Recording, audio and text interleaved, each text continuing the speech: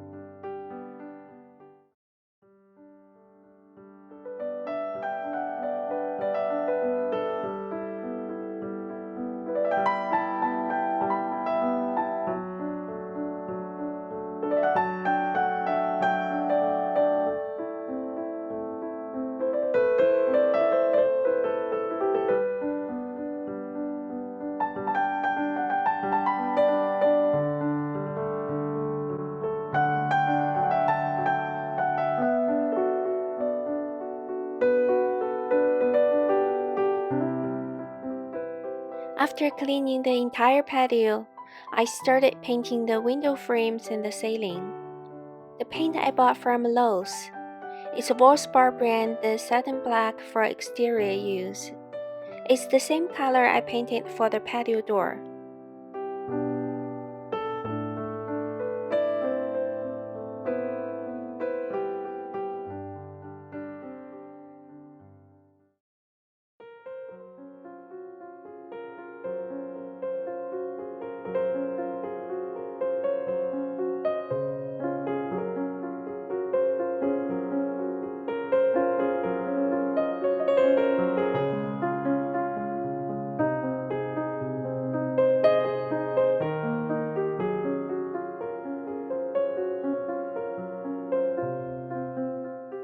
Just like most of my other home makeover projects, I want to do all of this without spending a whole lot of money, so all the decisions of painting and the decorating ideas would be based on what the current conditions I have, and try to make the best of it.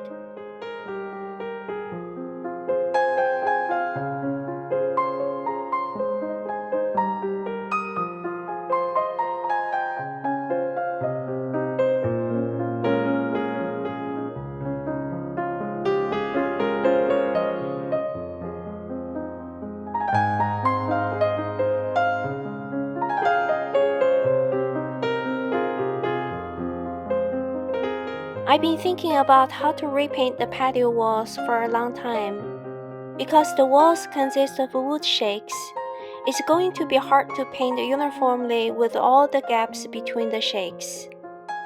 I don't want to rip them off and reinstall the new walls either, so I have to come up with something that could apply based on the current conditions, and also look nice of course. Previously, I did a makeover of our old patio door and turned it into a French door. If you haven't seen that video, I will link it down for you. From there, I decided to go with the French country style on the patio walls. I'm going to try dry brush technique to get the vintage look for the walls. The paint I picked up from Lowe's is a Valspar brand exterior paint, and the color is called the Tea Stain.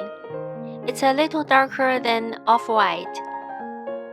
I just lightly dip the brush head into the plate. Make sure the brush is as dry as possible, so some of the original color can be seen through the bristle lines. Initially, I tried to brush the shakes in the direction of grains, but the grains are very deep and the color did not show through much at all. So I started to brush the shakes in both the vertical and the horizontal directions. Sometimes under certain circumstances, following the rules won't give us the desired result. So we have to do whatever it takes to get the best results.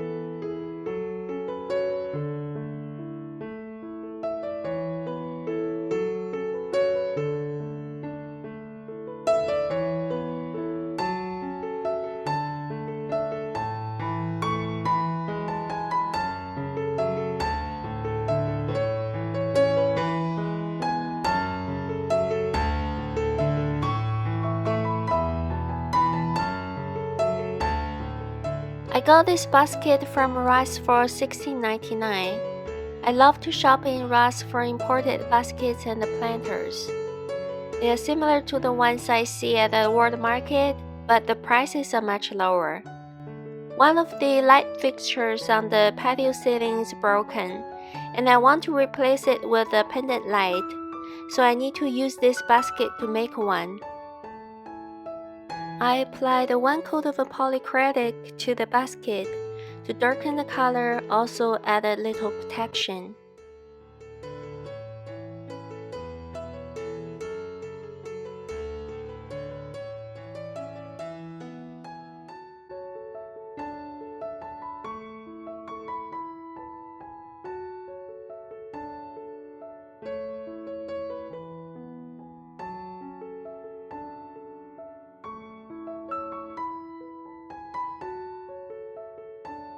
I bought this pendant light kit from Amazon.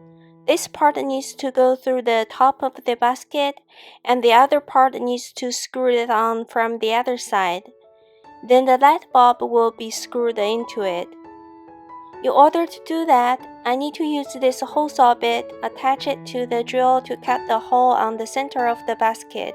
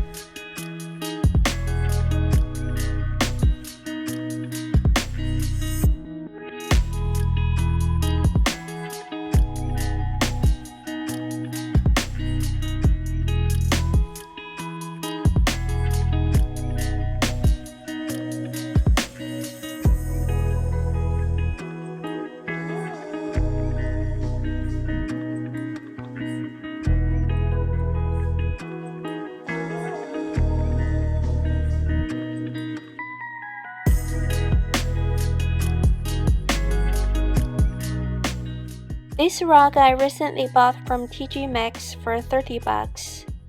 It's a bohemian style, but because the color is neutral, so it can go with the most of the home themes, and it's washable.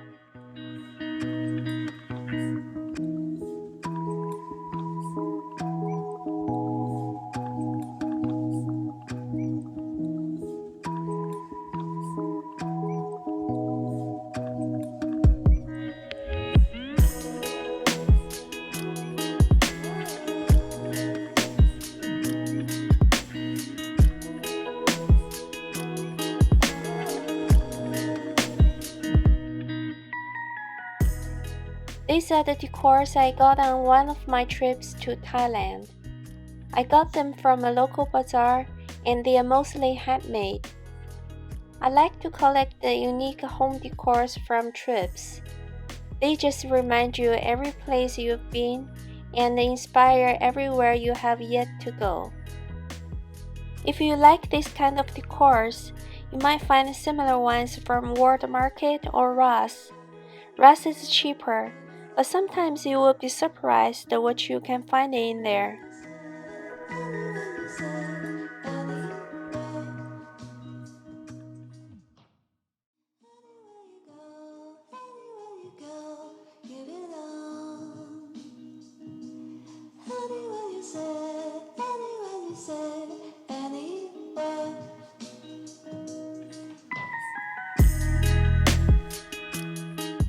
I got these amber glass jars from a yard sale. The large ones were marked $5 for each, but I bargained and got them all for $20. I think they would look super nice to be used as large vases.